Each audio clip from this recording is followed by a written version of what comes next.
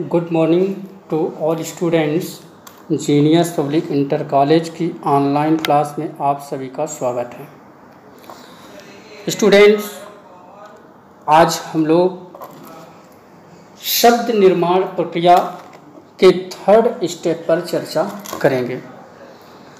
सभी स्टूडेंट्स ध्यान दें कि पिछली क्लास में हम लोगों ने शब्द निर्माण प्रक्रिया में ये चर्चा की थी कि किसी भी भाषा के शब्दों के निर्माण के लिए हम या तो उपसर्ग का प्रयोग करके या प्रत्यय का प्रयोग करके या समास की प्रक्रिया या संधि की प्रक्रिया करके हम नए नए शब्दों का निर्माण करते हैं। विगत कई क्लासों में हम लोगों ने समास और उपसर्ग के विषय में चर्चा कर ली है। अब हम लोग तीसरे टॉपिक्स पर चर्चा करेंगे, प्रत्यय कि प्रत्यय है क्या।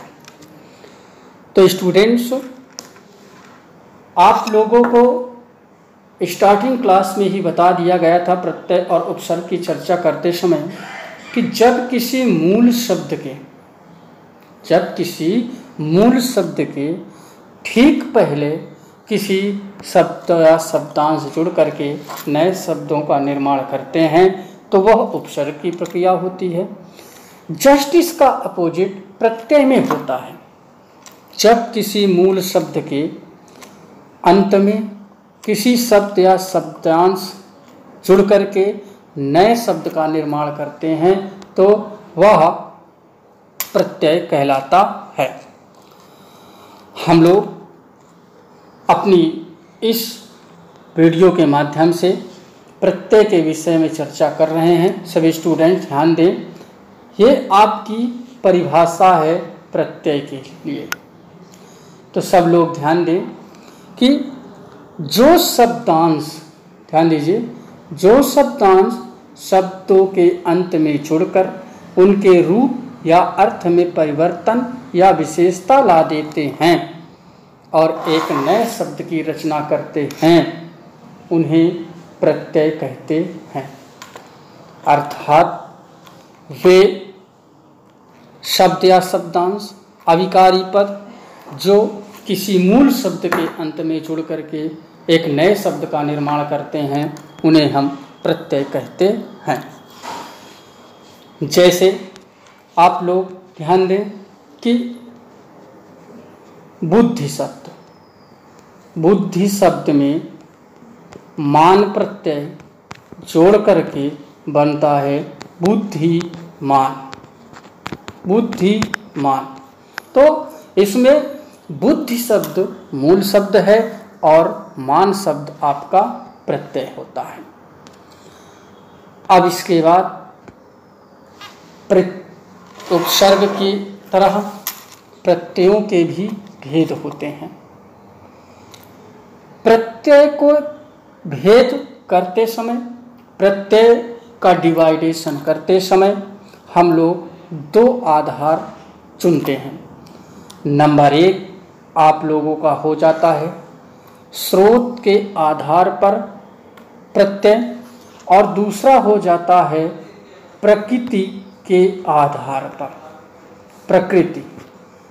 प्रकृति के आधार पर प्रत्यय, अर्थात प्रत्ययों के डिवाइडेशन के लिए, प्रत्यय के भेद के लिए हमें दो आधार चुनने पड़ते हैं।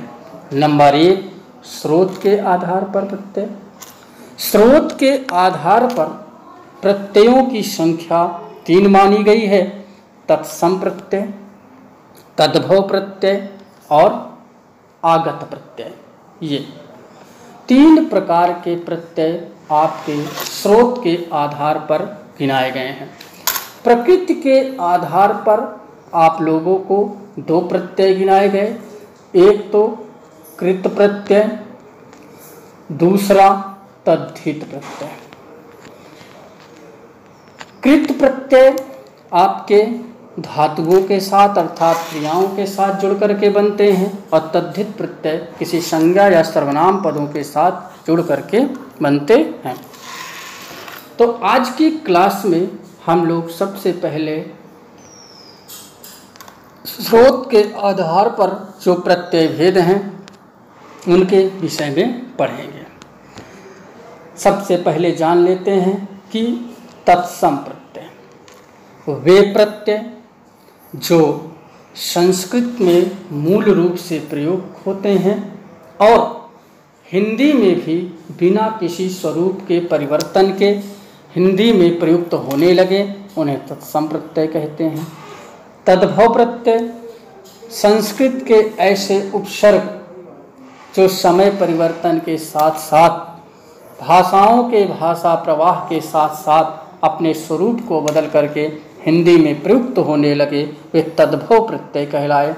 और आगत प्रत्यय वे होते हैं कि जो किसी अन्य भाषाओं से, जैसे हमारे देश में जैसे जैसे विदेशी शासनकर्ता आते गए उनकी भाषाओं के शब्द हमारी भाषाओं के शब्दों में जुड़ते गए, तो इस प्रकार के जो प्रत्यय होते हैं वे आपके आगत उपसर्ग होते हैं, प्रत्यय होते हैं। जैसे आपके अंग्रेजी, अरबी, फारसी इत्यादि इत्यादि जो भी शब्द भाषाओं के शब्द हैं वे आपके आगत शब्द के अंतर्गत या आगत प्रत्यय के अंतर्गत आते हैं। अब हम लोग इन तीनों प्रत्ययों के सीरियल में पढ़ेंगे कि क्या क्या और कैसे शब्द बन सकते हैं।